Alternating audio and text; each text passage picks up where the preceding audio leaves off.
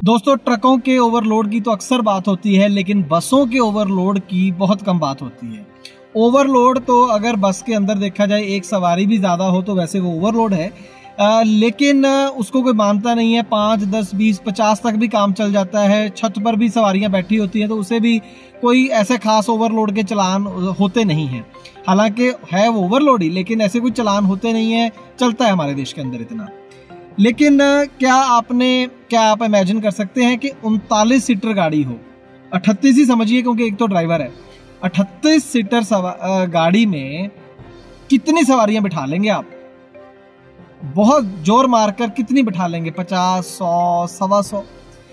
जी नहीं, 249 सवारियां निकली है गाड़ी से। कहां पर ये गाड़ी पकड़ी गई है और कहां ये गाड़ी जा रही थी, और इसका और भी आपको बताऊंगा कि इसका जो रिकॉर्ड है, इसके चालान का, इसके टैक्स का, सारी चीजें सुनकर आप चौंक जाएंगे। ये मेरा वादा है आपसे।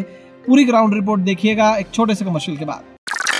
ट्रांसपोर्ट टीवी की पेशकश है ट्रांसपोर्ट मॉल, जो कि गाड़ियों का बीमा करवाने के लिए सबसे सही जगह है। तो बीमा के लिए व्हाट्सएप करें गाड़ियों के नंबर 90 831 90 831 पर।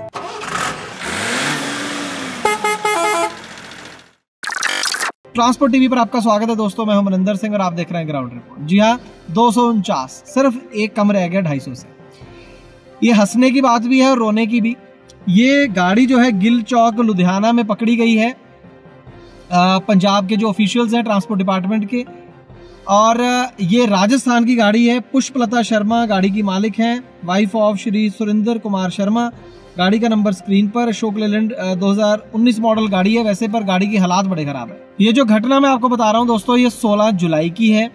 और जब इस गाड़ी को वहां पर रोका गया तो लोकल रिपोर्टर्स कुछ वहां पर मौजूद थे, और उनकी मौजूदगी में इस गाड़ी से सवारियां एक एक करके उतारी गई, और जब गिनी तो 249 सवारियां निकली। जहां तक कि जो कंडक्टर था असल में गाड़ी का, वो तो मुकर ही गया कि मैं कंडक्टर हूं। वो कहता मैं तो खुद सवारी हूं। खैर, वो एक अलग मसला है।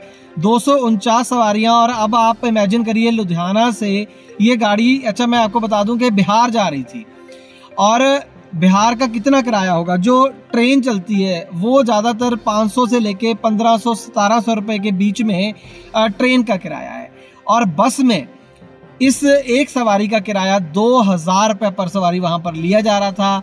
249 को 2000 से आप गुना कर लीजिए, 4,98,000 रुपए बनता है। 5 लाख रुपया एक चक्कर का। और इसके अंदर आप इमेजिन करिए पहले तो उन लोगों की हालत, वो बैठे कैसे, और इसमें बच्चे, लेडीज इसके अंदर, और वो ये कह रहे हैं कि हमें पीट पीट कर अंदर बिठाया गया। ये बात तो खैर मैं मानने के लिए तैयार नहीं कि पैसे आपने खुद दिए तो आपको नहीं दिख रहा कि आप किस तरीके से इसमें लद के जाएंगे। ऐसे तो जानवरों को भी नहीं ले जाया जाता इतनी बुरी तरीके से कि 38 सीटर गाड़ी में 250 बंदा भर लिया, और बैठने वालों को भी हैरानी है और बैठाने वालों पर भी हैरानी है। मतलब कमाल है। और 5 लाख रुपया। और अब इसका आप रिकॉर्ड सुनिए।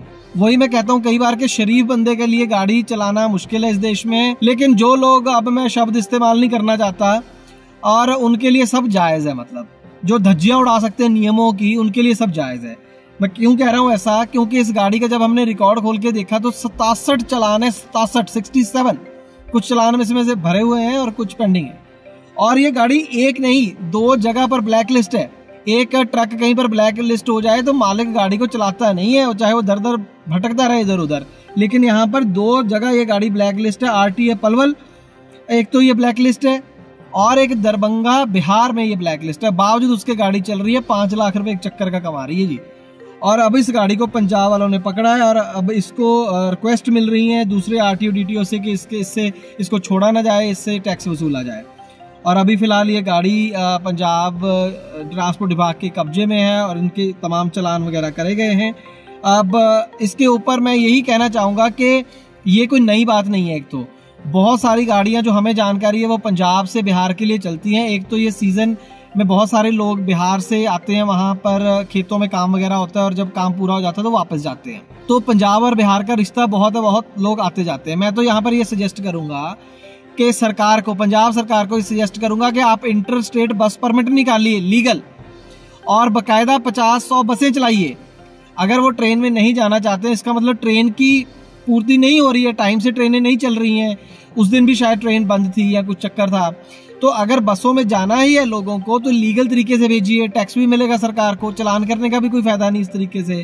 तो लीगल तरीके से भेजिए आप, सरकारी नहीं तो प्राइवेट बसें डालने दीजिए, लेकिन परमिट दीजिए और सीधी लुधियाना टू पटना बसें चलाइए। और मुझे लग रहा है बहुत इससे कमाई होगी सरकार को भी और प्राइवेट ऑपरेटर्स को भी। यहाँ पर मैं आपको बता दूं कि इवन कोविड के दिनों में भी बहुत सारी गाड़ियां, जब लोग एक दूसरे के पास में नहीं आते थे, तब भी ठूस ठूस कर 100 बंदा एक बस में पंजाब से बिहार गया है और बिहार से पंजाब भी लाया गया है। तब भी अथॉरिटीज की आंखें नहीं खुली और ये शरेआम धंधा इलीगल चल रहा है। तो अच्छी बात यह है, जो मैं कह रहा हूं कि इस धंधे को बंद करने की बजाय इसको लीगल कर दिया जाए, परमिट दिया जाए, टैक्स वसूला जाए और लोगों को भी सर्विस मिले, बस वालों को भी रोजगार मिलेगा और सरकार को भी टैक्स मिलेगा। आपकी क्या राय है दोस्तों, शेयर कीजिएगा। ट्रांसपोर्ट टीवी देखने के लिए बहुत बहुत शुक्रिया। मैं छत्तीसगढ़ से बोल रहा हूँ। मैं ट्रांसपोर्ट लाइन से 10 साल जुड़ा हूँ, क्योंकि हमारे क्लेम में बीमा में दिक्कत आते थे। लेकिन अभी मैं ट्रांसपोर्ट माल से 2 साल से जुड़ा हूँ, तो बीमा के लिए दिक्कत नहीं आती है गाड़ी में और उसका सर्विस बहुत अच्छे बताती है। मैंने अपने गाड़ी का बीमा करवाया था ट्रांसपोर्ट माल से। मेरा गाड़ी एक्सीडेंट हो गया था और क्लेम पास हो गया है और पूरा पैसा मेरे खाता में डल चुका है। मुझसे कहीं भी जाने की जरूरत नहीं पड़ा। सभी गाड़ी मालिक से अनुरोध करता हूं ताकि अपनी गाड़ी का बीमा सिर्फ ट्रांसपोर्ट माल से ही कराए, क्योंकि ट्रांसपोर्ट माल का सर्विस बहुत अच्छे रहते हैं। सभी गाड़ी मालिक से अनुरोध करता हूं अपने गाड़ी का बीमा सिर्फ ट्रांसपोर्ट माल से ही कराए।